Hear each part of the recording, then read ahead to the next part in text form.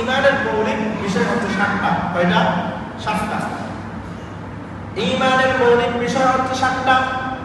হাদিসের ভিতরে আছে আমানতু বিল্লাহি ওয়া মালাইকাতিহি ওয়া কুতুবিহি ওয়া রুসুলিহি ওয়াল ইয়াউমিল আখির ওয়াল কদরি খাইরিহি ওয়া শাররিহি মিনাল্লাহি তাআলা ওয়াল বা'থি বা'দাল মাউত।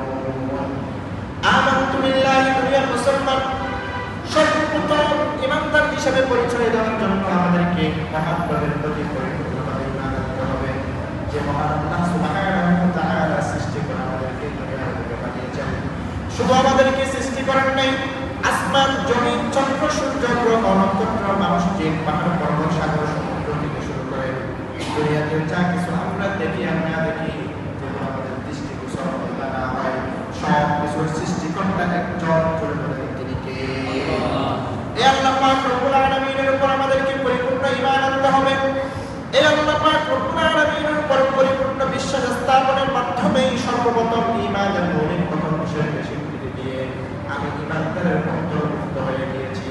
এই ঈমানের পরিচয় দিতে গিয়ে আয়াতুল কুরসির ভিতরে খুব সুন্দরভাবে আল্লাহ পাক প্রশংসা করেছেন, আল্লাহু লা ইলাহা ইল্লা হুয়াল হাইয়ুল কাইয়্যুম। আল্লাহ পাক রব্বুল আলামিন তিনি যিনি লা ইলাহা ইল্লা হুয়া, তিনি ছাড়া কোনো ইলাহ নাই। আল্লাহ পাক ছাড়া দুনিয়ার কোনো কাউকে ইবাদত করা যাবে না।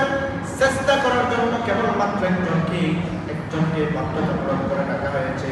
এই কপালটা একমাত্র তার পানেই সিজদা যাবে। সেই মহান মনিবের নাম হচ্ছে আমার আল্লাহ। আল্লাহ ছাড়া কাউকে সিজদা দেওয়া যাবে? ইন্নাল্লাহা লা ইয়াগফিরু আন ইউশরাকা বিহি ওয়া ইয়াগফিরু মা দুনা যালিকা লিমান ইয়াশা। আল্লাহ ছাড়া যদি কাউকে সিজদা দেয়, এটা শিরক, আল্লাহর সাথে কাউকে অংশীদার করা, সাব্যস্ত করা। আল্লাহ পাক বলছেন, আমি তোমার সমস্ত গুনাহ ক্ষমা করতে পারি, কিন্তু শিরকের গুনাহ কখনো ক্ষমা করব না। লাউ কানা ফীহিমা আলিহাতুন ইল্লাল্লাহু লাফাসাদাতা, যদি দুনিয়ার বুকে এক আল্লাহ ছাড়া যদি আর কোনো দ্বিতীয় কোনো আল্লাহ থাকতো, তাহলে দুনিয়া ধ্বংস হয়ে যেত। যদি দুইটা আল্লাহ থাকতো, দুনিয়া ধ্বংস হয়ে যেত। কিভাবে?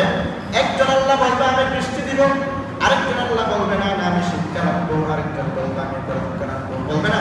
আল্লাহ পাক বলছেন, দুনিয়াতে যদি একাধিক ইলাহ থাকতো, একাধিক আল্লাহ থাকতো, তাহলে দুনিয়া ধ্বংস হয়ে যেত। সুতরাং আল্লাহ পাক একজন, যিনি আরশে আসীমের মালিক, এই দুনিয়া গোটা দুনিয়ার সৃষ্টিকর্তা, আমার আপনার সৃষ্টিকর্তা, তিনি হচ্ছেন আল্লাহ, আমার আপনার মাওলা।